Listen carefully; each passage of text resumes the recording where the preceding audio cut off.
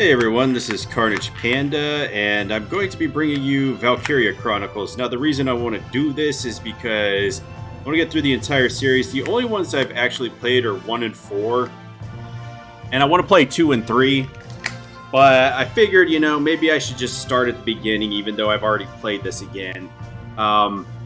This game was the first game that I bought with my PlayStation 3 when I got it back in, 2008? When they finally slashed the prices and it wasn't a bazillion dollars to buy a PS3 back then. Probably would have launched for $1,000 these days. I don't know. Have to get a price check on that. But I saw the trailer for this and I was like, man, that looks really good. So I was like, okay. Actually, I bought this in Metal Gear Solid 4 at the same time. So I guess I didn't buy this with the system. They were the two games I wanted to play the most of the time. I liked this one a lot more than Metal Gear Solid 4. I could tell you that much. I'm not the biggest fan of Metal Gear Solid 4, but this is a strategy RPG, so it's kind of actiony. So you have to kind of think on your feet, and has a lot of good elements. Unfortunately, this was their first outing, so they didn't quite nail it. The story is a lot better than the gameplay because the gameplay is wildly imbalanced. There's really no reason to use anything other than the scout class because they're just that good. They did fix that in 4 where you can't just bum rush your way through the entire game as a scout and completely demolish it. I'm going to try to stay away from that and use different strategies, even though this game partially penalizes you for thinking outside the box of not just using scouts, because the way it rewards XP and money in this game is how many turns that it takes for you to complete a battle. So unfortunately, that's the best strategy in the world. You can finish most battles in 1 or 2 turns. There are some outliers that take a couple turns just because you're waiting on the enemy actions to be able to complete it, but if you really want to, you can breeze through this game just by rushing through the enemy lines with a scout and not trying to play it tactically at all. So I'm actually going to try to diversify a little just so I can, one of the things I want to do is kill the enemy aces and get rid of them, because you can find the other side's weapons by doing that, even though a lot of them aren't good, but there are some good ones. I'm going to try to clear out all the EX battles and the expert skirmishes and stuff. I did do that before. Actually got all the achievements in this game. Not that it matters. I'm not a real huge achievement hunter, but I was just having a lot of fun playing through it, even though the expert skirmishes and everything are completely busted, and you have to do it in an exact way because they do so much damage. But I'm gonna try to get through this as legitimately as possible without scout rushing. So I guess we'll just start. Okay, so let's just go new game. I did test it out a little just to see what was going on. Oh yeah, cutscenes. The year was 1935 EC. 2 powers controlled the continent. In the east, the sun rose over the autocratic East European Imperial Alliance, otherwise known as the Empire. In the west, a network of loosely allied democracies formed the Atlantic Federation. Both powers depended on a precious mineral, ragnite, for their survival, and its growing scarcity led to the inevitable war. Hostilities began in the east when the Empire aggressively crossed their western border. The Atlantic Federation responded, and the Second European War was on.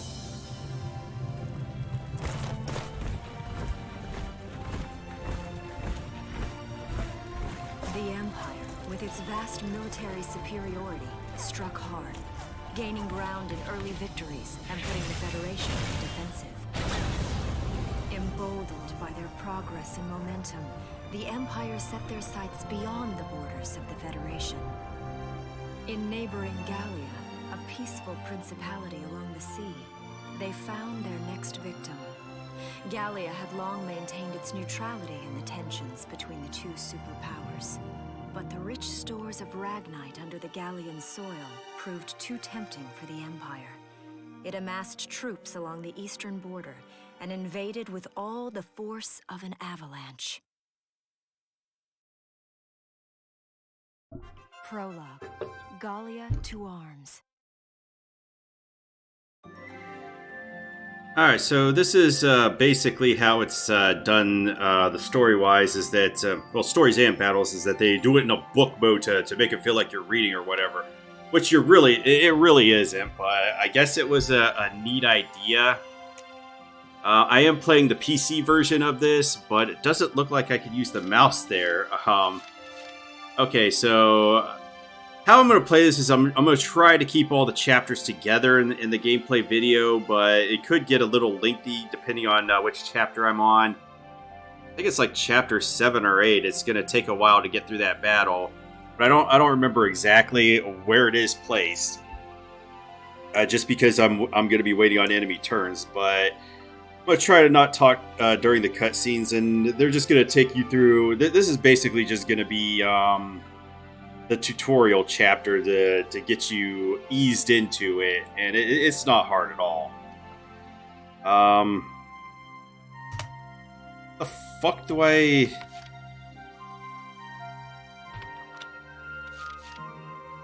Okay. What?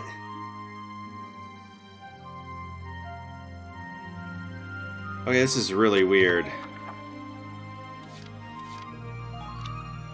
Okay, I can use the mouse now, but what's going on? March 1935. Outside the Gallian border town of Brule.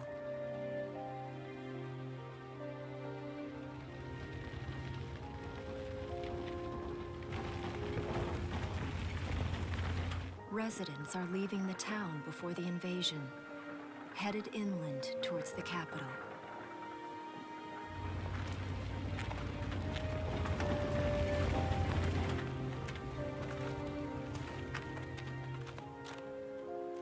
I haven't been down this road in years. It really hasn't changed very much.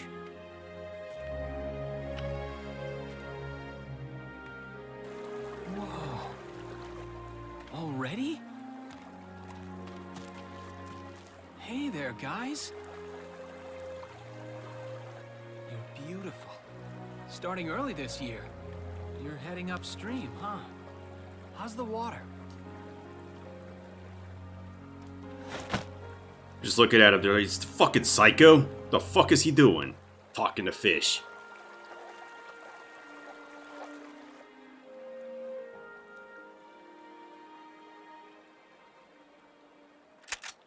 Freeze! Put your hands in the air. Slowly.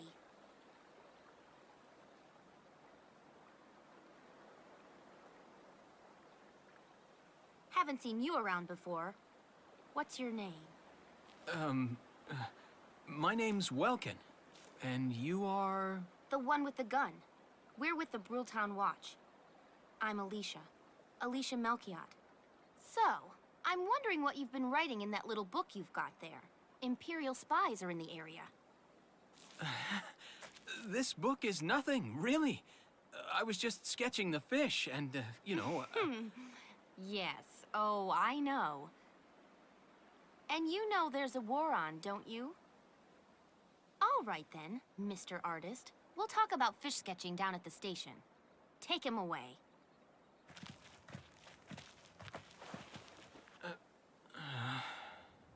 Thanks, fish.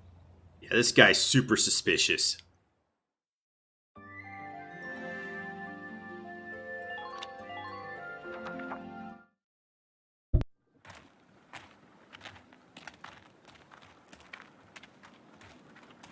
Flowers, bugs, and fish. You're not bad with a pen, are you? I have to say, they're really very good. Thank you. So you see, I really was just sketching. Maybe. Or this could be some kind of secret code. And I intend to take my time finding out for sure. Great. Welks? Is that you? Isara! Oh, your timing is perfect. What have you gotten yourself into now, Welkin? Wait. don't you live at the old general's house? That's right. I'm General Gunther's daughter, Isara. You do know everyone's supposed to evacuate, right? Yes, I'm aware of that. My brother's here to help me move to the capital, but that may be difficult. I mean, unless you're willing to let him go, that is. Huh?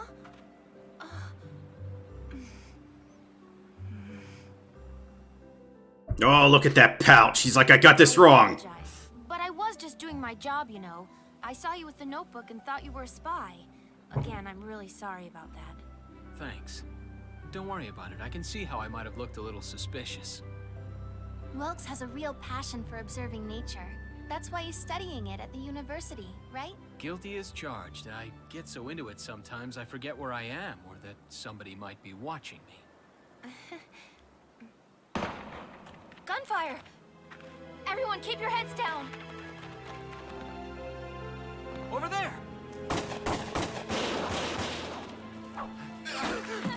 Come on! They sure showed those guys.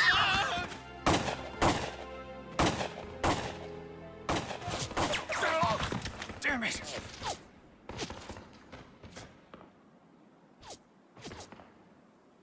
Welkin, you can handle a gun, right? Yeah. I mean, I made it through training anyway. Well, they're probably just a small scouting team. We should be able to take them out. I'm with you.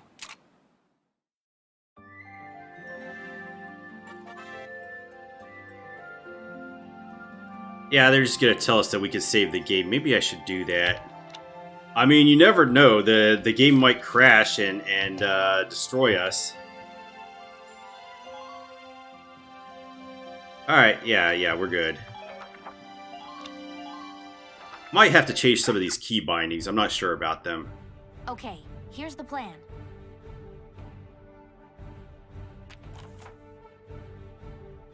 We've got to eliminate the Imperial scouts that are approaching Brule. We'll deploy from here and take out all 3 of them. Just cross the bridge and take them down as fast as you can. Our objective here is to eliminate all enemies. Let's take care of them one at a time, nice and easy. And then it gives you your victory and failure. I have never ever gotten to 20 turns passing. There's a lot that you could do in a single turn, so... And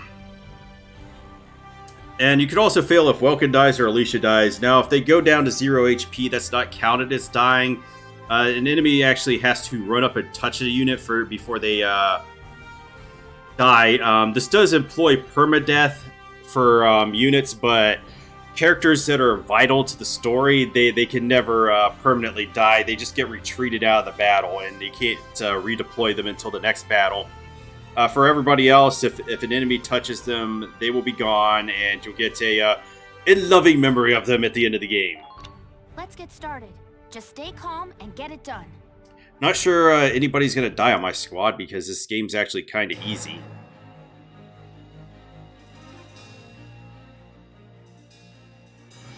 I see 3 of them. That's 3 too many. Stay sharp.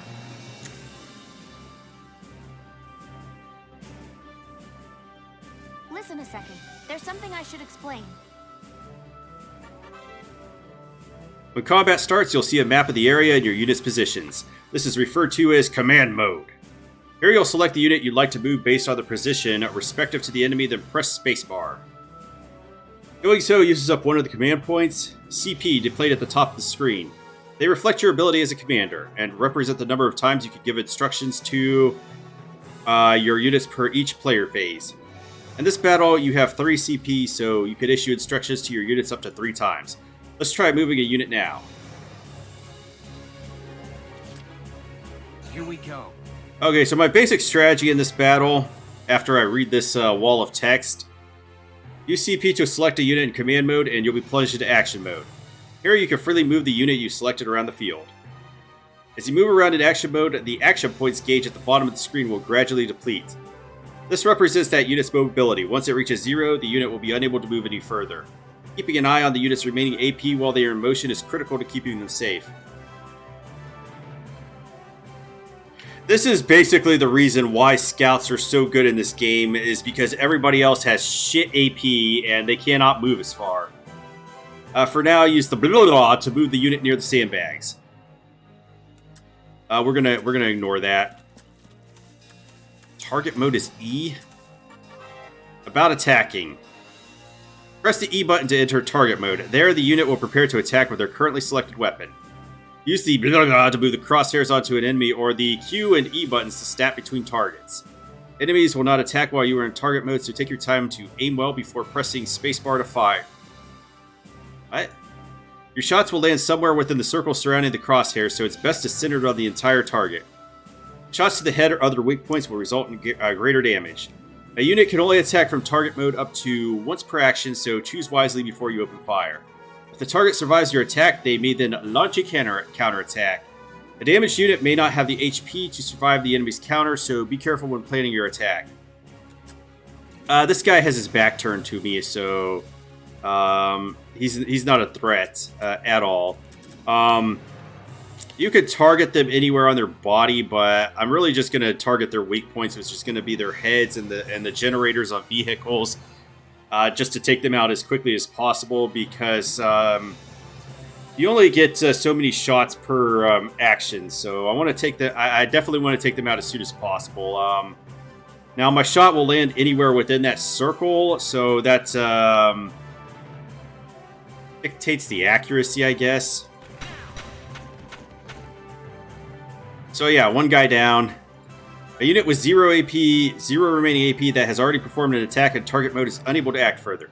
Press escape to end their current action. This will return you to command mode, where you will be able to select the next unit you wish to direct. You can press escape and end a unit's action even if they have not attacked and still have AP. Yes. So you can also keep selecting them as long as you have command points ready. I'm not going to use cover in this battle. I don't need it. When standing near sandbags, the command crouch will appear. Press blah blah blah to take cover behind them. While hiding behind cover, units are harder to target, take less damage, and are immune to headshots and critical damage. That's the one good thing about sandbags, is that you just don't take the critical damage from it. Meanwhile, units caught out in the open by enemy attacks will be easier to hit and could take significantly more damage. Advance carefully, moving from cover to cover, and always try to end your actions safely hidden from harm. Doing so should keep your troops alive long enough to secure victory for Gallia. Not as potent as cover in the Mass Effect games, though. From 2 onwards, you really want to stay in cover, because it gives you so many bonuses, and you actually have penalties for fighting outside of cover. So I'm actually just going to select Welkin here and have him solo the entire mission.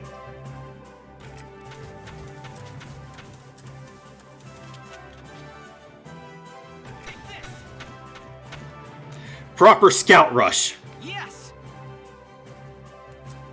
So we're just going to advance to this guy because we feel 0 threat from him. I do not like it being on escape. That's a long reach. Here we go.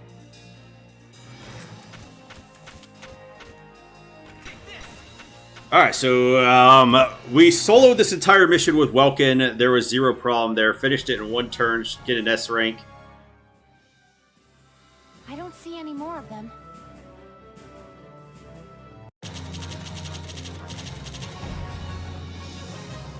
And this is how the game assigns experience and money. You get it after the end of the battle, and your rank is the rank you get is based on how many turns it takes to get through the battle, and it is super unfairly weighted in this game. Like, to get an A rank, you usually have to finish within 1 to 3 turns, and in some battles you have to do it in 1 turn, which is just really absurd. Like, who's gonna think about how to do that without just scout rushing everything, which makes it kind of really boring and unenjoyable in my opinion.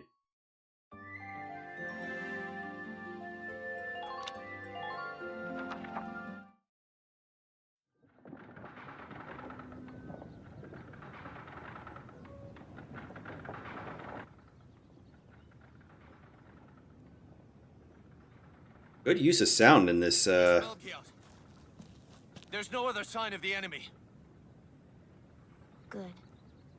Now, Go keep watch and stay alert. Yes, ma'am. What should we do with the bodies, ma'am? We'll bury them. So it's begun. I'll do whatever it takes to protect the people of this town. I'll do it. Even going to war, I'll do it.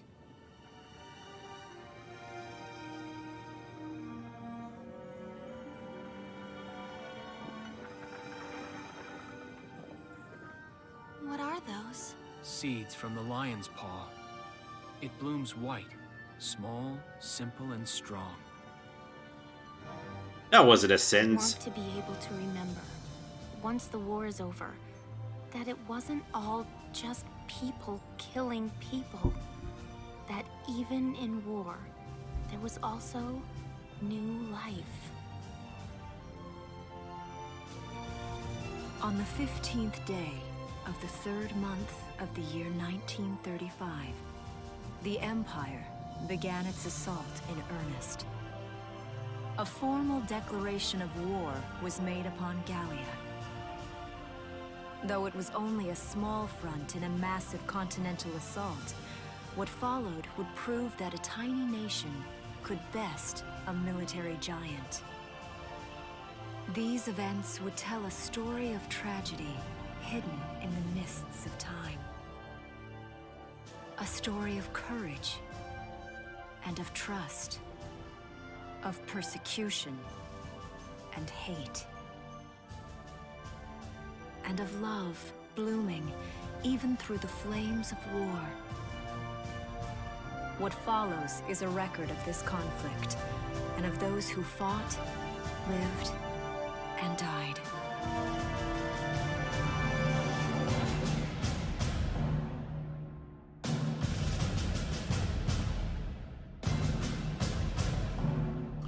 So this theme's actually played throughout the series, and I really like those drums there.